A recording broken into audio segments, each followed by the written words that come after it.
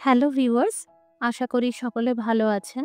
আজকে বাচ্চাদের জন্য স্ন্যাক্স বানাবো। বাচ্চারা টিফিনে বা জলখাবারে এই ধরনের স্ন্যাক্স খেতে খুবই পছন্দ করবে। খুবই সহজে তৈরি করতে পারবেন আর ২ সপ্তাহ পর্যন্ত ফ্রিজারে রেখে সংরক্ষণ করা যাবে। সম্পূর্ণ নিরামিষ, পেঁয়াজ রসুন ছাড়া। তাই যারা পিওর ভেজিটেরিয়ান তারাও এই স্ন্যাক্স বানাতে পারবেন। নমস্কার, আমি মৌ। আপনারা দেখছেন মৌয়ের সাথে রান্নাবান্না।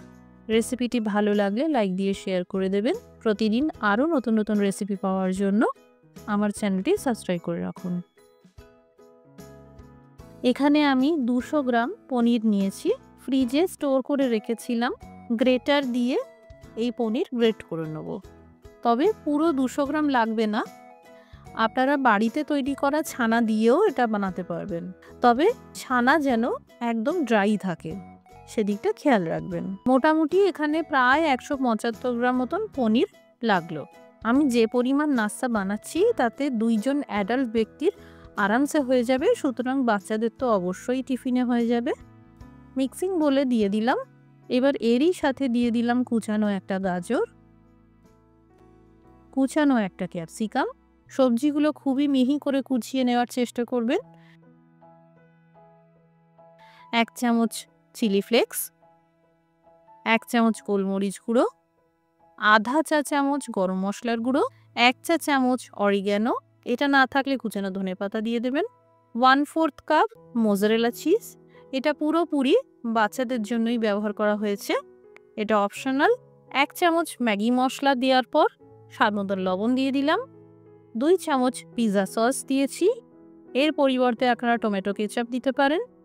এই সব উপকরণ একসাথে ভালো করে মিশিয়ে নিলাম। এবার হাত দিয়ে ভালো করে মেখে নিতে হবে। মাখার কাজটা হাত দিয়েই করতে হবে, তাহলে সব উপকরণ সমানভাবে মিশে যেতে পারবে। এবার একটা প্লেটে এই পনিরের মিশ্রণটা নিয়েছি।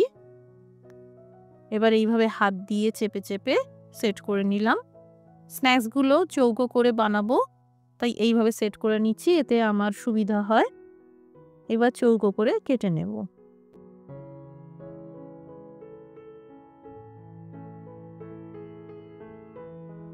এখানে সমান সাইজে চৌকো করে কেটে নেওয়ার চেষ্টা করলাম। এবার এইভাবে একটু চেপে চেপে চৌকো শেপটাকে ঠিক করে নিতে হবে। এখানে দিয়েছি রেগুলার যে আমরা স্যান্ডউইচ খাই যে ব্রেডগুলো, সেই ময়দার পাউরুটিগুলো নিয়েছি। আপনারা চাইলে আটার পাউরুটি বা ব্রাউন ব্রেড দিয়েও করতে পারবেন। পাউরুটির চারধারটা আলাদা করে দিলাম, তবে ফেলবো না। এই পাউরুটির চারধারটাও আমি স্ন্যাক্স বানাতে কাজে লাগাবো। এবার সমান 4 ভাগে কেটে নিলাম। এবার এই চৌকো করে কাটা পাউরুটির পিস দুটোর মাঝে পনিরের স্টাফিং রেখে দিতে হবে, আর 2 দিক থেকে হালকা করে প্রেস করে দিতে হবে। তারপর এখানে ময়দার ব্যাটার বানিয়ে রেখেছি, বেশ 2-3 বার মতন ডুবিয়ে নিয়ে ব্রেড ক্রাম্বে মাখিয়ে নিতে হবে। এখানে বলে রাখি, ময়দার ব্যাটার খুব পাতলা করে বানাবেন না, একটু ঘন রাখবেন, যাতে এই স্ন্যাক্সগুলোর কোটিংটা ভালোভাবে হয়। যদি ময়দার ব্যাটার খুব পাতলা হয় তাহলে এই পনিরের স্ন্যাক্স খুলে বেরিয়ে যেতে পারে।